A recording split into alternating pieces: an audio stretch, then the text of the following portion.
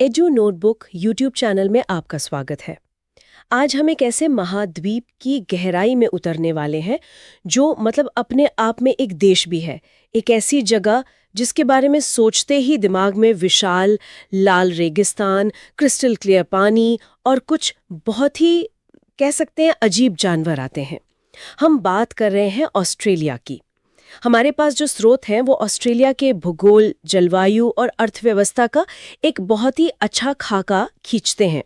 तो हमारा मिशन है इन सब तथ्यों को जोड़कर ये समझना कि ऑस्ट्रेलिया को जो जैसा है वैसा क्या बनाता है। बिल्कुल। और वो कहानी मुझे लगता है अलगाव से शुरू होती है। ये दक्षिणी गोलार्ध में अकेला महाद्वीप है जो चारों तरफ से महासागरों से घिरा हुआ है, और दुनिया से ये जो भौगोलिक दूरी है ना, इसी की वजह से यहाँ की हर चीज, चाहे वो जानवर हों, पौधे हों, अपने आप में अनोखी बन गई है। चलिए इसी अलगाव से शुरू करते हैं। नक्शे पर देखें तो ये वाकई दुनिया के एक कोने में लगता है। पूर्व में विशाल प्रशांत महासागर, पश्चिम में हिंद महासागर। ये एक तरह का द्वीपीय महाद्वीप है। पर मुझे जिस बात ने सबसे ज्यादा चौंकाया वो है इसका आकार और इसकी आबादी का अनुपात। हमारे नोट्स के अनुसार इसका क्षेत्रफल लगभग 8.6 मिलियन वर्ग किलोमीटर है। जी, जो इसे छठा सबसे बड़ा देश बनाता है। छठा सबसे बड़ा। लेकिन आबादी सिर्फ 4.3 करोड़। ये तो अविश्वसनीय है। इतनी बड़ी जगह पर इतने कम लोग क्यों? ये एक बहुत अच्छा सवाल है और इसका जवाब ही ऑस्ट्रेलिया की पूरी कहानी कहता है। इसका कारण है पानी, या यूं कहें कि पानी की कमी। ऑस्ट्रेलिया दुनिया का सबसे शुष्क बसा हुआ महाद्वीप है। अच्छा। इसका एक बहुत बड़ा हिस्सा रेगिस्तान या अर्ध रेगिस्तान है। इसलिए ज्यादातर आबादी उन तटीय इलाकों में सिमटी हुई है जहां बारिश होती है और जीवन थोड़ा आसान है। तो इसका मतलब है कि देश का ज्यादातर हिस्सा लगभग रहने लायक नहीं है। आप देश के बीच में मीलों तक चले जाएं और आपको शायद ही कोई इंसान दिखे। ये तो एक बहुत बड़ी चुनौती होगी, सिर्फ कुछ तटीय इलाकों में ही पूरी आबादी को बसाना। बिल्कुल, और यही बात इसे अनोखा बनाती है। स्रोतों में एक बहुत ही रोचक तथ्य दिया गया है। क्या है वो? कि ऑस्ट्रेलिया सबसे छोटा महाद्वीप होने के बावजूद एक ही देश है। बाकी महाद्वीपों में दर्जनों देश हैं, लेकिन यहाँ एक ही सरकार, एक ही राष्ट्र पूरे महाद्वीप को नियंत्रित करता है। वाह, ये अपने आप में एक अनूठी राजनीतिक और भौगोलिक स्थिति है। जी। अच्छा, तो ये तो हुई बाहरी रूपरेखा। अब जरा जमीन के अंदर चलते हैं। मैंने जो पढ़ा उसमें एक बात ने मेरा ध्यान खींचा कि ऑस्ट्रेलिया की जमीनी बनावट को 3 बड़े हिस्सों में बांटा जा सकता है। हाँ, और ये विभाजन ऑस्ट्रेलिया को समझने के लिए बहुत जरूरी है। पहला और सबसे बड़ा हिस्सा है पश्चिमी पठार, जो महाद्वीप का लगभग 2/3 हिस्सा है। 2/3? हाँ, 2/3। सोचिए, देश का 2/3 हिस्सा एक विशाल, प्राचीन और ज्यादातर समतल पठार है। ये भूवैज्ञानिक रूप से बहुत पुराना और स्थिर है, इसलिए यहाँ हिमालय जैसी ऊंची पर्वत श्रृंखलाएं नहीं हैं। ये मुख्य रूप से एक विशाल मरुस्थलीय क्षेत्र है। ग्रेट विक्टोरिया और ग्रेट सैंडी रेगिस्तान। बिल्कुल, वही प्रसिद्ध रेगिस्तान इसी पठार का हिस्सा है। 2/3 हिस्सा, ये तो कल्पना से भी परे है। तो क्या ये कहना सही होगा कि ऑस्ट्रेलिया असल में एक विशाल रेगिस्तान है जिसके किनारों पर कुछ हरे भरे इलाके हैं? एक तरह से ये सही है, लेकिन बीच में एक और महत्वपूर्ण हिस्सा है। अच्छा। मध्य की निचली भूमि या सेंट्रल लोलैंड्स।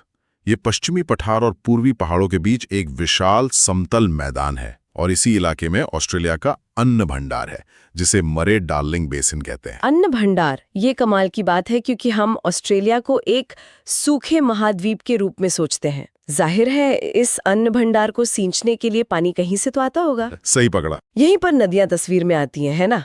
बिल्कुल। उस अन्न भंडार की जीवन रेखा मरे और डार्लिंग नदियां हैं। मरे ऑस्ट्रेलिया की सबसे लंबी नदी है और डार्लिंग उसकी सबसे बड़ी सहायक नदी है। इन नदियों का तंत्र ही उस शुष्क महाद्वीप के दिल में खेती को संभव बनाता है। इनके बिना वो इलाका भी शायद रेगिस्तान का ही हिस्सा होता। और फिर तीसरा हिस्सा आता है पूर्वी उच्च भूमि, जिसे ग्रेट डिवाइडिंग रेंज भी कहा जाता है। मैंने पढ़ा है कि ये एक बहुत लंबी पर्वत श्रृंखला है। हाँ, और ये डिवाइडिंग नाम बहुत महत्वपूर्ण है। ये श्रृंखला एक विशाल जल विभाजक का काम करती है। जल विभाजक मतलब जो भी नमी प्रशांत महासागर से आती है, ये पहाड़ उसे रोक लेते हैं और पूर्वी तट पर बारिश कर देते हैं। और इसी वजह से सिडनी और मेलबर्न जैसे बड़े शहर वहां बसे हैं। और पहाड़ों के दूसरी तरफ? दूसरी तरफ यानी पश्चिम की ओर बहुत कम बारिश पहुंच पाती है, जिससे महाद्वीप का भीतरी हिस्सा सूखा रह जाता है। जब मैं ऊंची चोटियों के बारे में सोचती हूँ तो मेरे दिमाग में हिमालय या आल्प्स आते हैं, पर इन नोट्स के अनुसार ऑस्ट्रेलिया की सबसे ऊंची चोटी माउंट कोसियोस्को सिर्फ 2228 मीटर ऊंची है। ये थोड़ा अजीब लगता है कि इतने बड़े महाद्वीप की सबसे ऊंची जगह इतनी कम ऊंची है। इसका कारण ऑस्ट्रेलिया की उम्र और स्थिरता है। ये एक बहुत ही प्राचीन महाद्वीप है। हिमालय जैसे पहाड़ वहां बनते हैं जहां टेक्टोनिक प्लेटें टकरा रही होती हैं। अच्छा। लेकिन ऑस्ट्रेलिया एक ही टेक्टोनिक प्लेट के बीच में शांति से बैठा है। यहाँ करोड़ों सालों से कोई बड़ी भूगर्भीय हलचल नहीं हुई है, इसलिए जो पहाड़ थे वो समय के साथ घिसकर छोटे हो गए हैं। ये तो बहुत दिलचस्प है। तो एक तरफ जीवन देने वाली मरे डार्लिंग नदी प्रणाली है और दूसरी तरफ रेगिस्तानों की एक लंबी सूची। ऐसा लगता है कि यहाँ का पूरा जीवन पानी की तलाश के इर्द गिर्द ही घूमता है। बिल्कुल, यही ऑस्ट्रेलिया का केंद्रीय संघर्ष और पहचान है। यहाँ की अर्थव्यवस्था, शहर कहाँ बसेंगे और यहाँ तक कि राष्ट्रीय मानसिकता भी इसी भौगोलिक हकीकत से तय होती है कि पानी कहाँ है और कहाँ नहीं। तो इस तरह के चरम भूगोल का यहाँ की जलवायु पर क्या असर पड़ता है? क्या ये हर जगह गर्म और शुष्क है जैसा कि लोग आमतौर पर सोचते हैं? नहीं, ये एक आम गलतफहमी है। इसके विशाल आकार की वजह से यहाँ की जलवायु काफी विविध है। उत्तर में आपको उष्णकटिबंधीय जलवायु मिलेगी, गर्म, उमस भरी। महाद्वीप का विशाल मध्य भाग मरुस्थलीय है, लेकिन फिर दक्षिण पश्चिम में भूमध्य सागरीय जलवायु है और पूर्वी तट पर एक सुखद समुद्री जलवायु। नोट्स में एल नीनो प्रभाव का भी जिक्र है। ये एक ऐसा शब्द है जो हम अक्सर समाचारों में सुनते हैं, पर मैं कभी पूरी तरह से नहीं समझ पाई कि ऑस्ट्रेलिया को कैसे प्रभावित करता है। अगर हम इसे बड़ी तस्वीर में देखें तो ये दिखाता है कि ऑस्ट्रेलिया वैश्विक जलवायु पैटर्न पर कितना निर्भर है। एल नीनो प्रशांत महासागर में समुद्र की सतह के तापमान में होने वाला एक बदलाव है। जब ये होता है तो ऑस्ट्रेलिया की ओर आने वाली नम हवाएं बंद हो जाती हैं। और नतीजा होता है विनाशकारी सूखा। खेत सूख जाते हैं और जंगल इतने सूखे हो जाते हैं कि एक छोटी सी चिंगारी भी भयानक आग का रूप ले लेती है। ये उस महाद्वीप की एक कठोर सच्चाई है। और जाहिर है, जैसी जलवायु होगी वैसी वनस्पति। स्रोत में यूकेलिप्टस के जंगलों का खासतौर पर जिक्र है। यूकेलिप्टस तो ऑस्ट्रेलिया का प्रतीक ही बन गया है। हाँ, और ये सिर्फ एक प्रतीक नहीं है, ये अनुकूलन का एक बेहतरीन उदाहरण है। कैसे? यूकेलिप्टस के पेड़ यहाँ के कठोर वातावरण में जीवित रहने के लिए बने हैं। वो कम पानी में भी पनप सकते हैं और कुछ प्रजातियां तो ऐसी हैं जिनके बीजों को अंकुरित होने के लिए आग की गर्मी की जरूरत होती है। सच में? जी, वे आग के बाद फिर से उगाते हैं। ये प्रकृति का एक तरीका है ये कहने का, तुमने मुझे जला दिया लेकिन मैं वापस आऊंगा। कमाल है। अब कुछ ऐसी चीजों पर आते हैं जिनके लिए ऑस्ट्रेलिया दुनिया भर में जाना जाता है। सबसे पहले ग्रेट बैरियर रीफ। नोट्स कहते हैं कि ये दुनिया की सबसे बड़ी प्रवाल भित्ति है और एक मिनट, इसमें लिखा है कि ये अंतरिक्ष से भी दिखाई देती है। हाँ, ये सच है। ये कोई एक चट्टान नहीं है, बल्कि अरबों छोटे छोटे जीवों, जिन्हें प्रवाल कहते हैं, द्वारा बनाई गई एक विशाल जीवित संरचना है। अविश्वसनीय। ये 2300 किलोमीटर से भी ज्यादा लंबी है। ये हजारों समुद्री प्रजातियों का घर है, लेकिन ये उतना ही नाजुक भी है।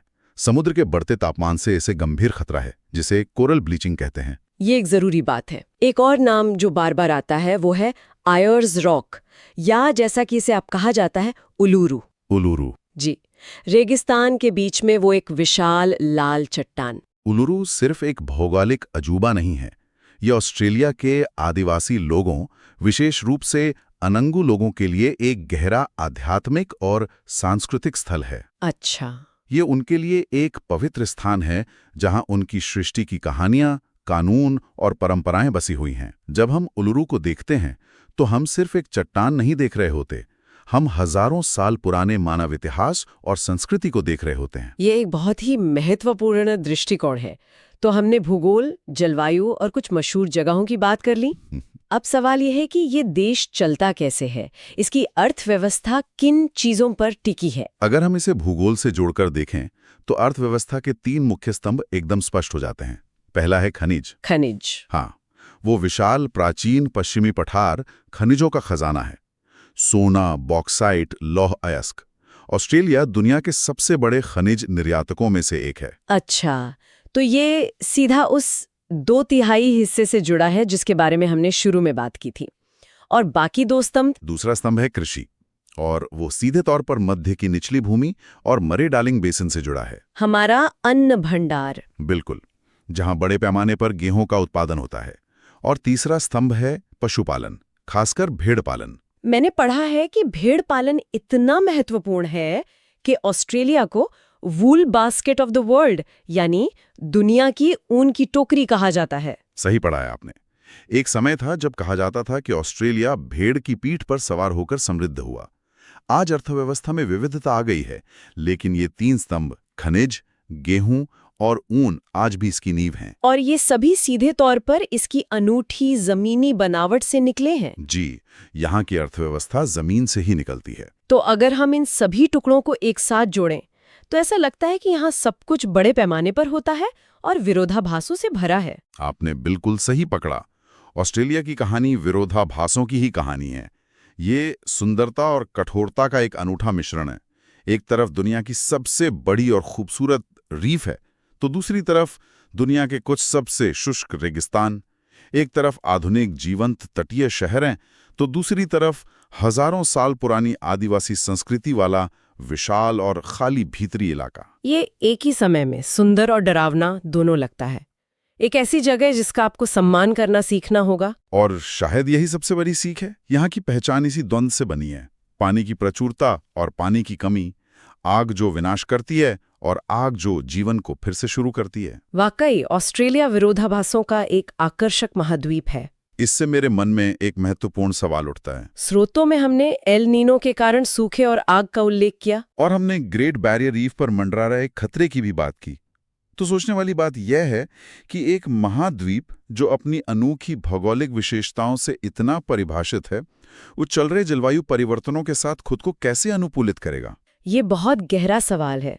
जब ये विरोधाभास और भी ज्यादा बढ़ जाएंगे, तब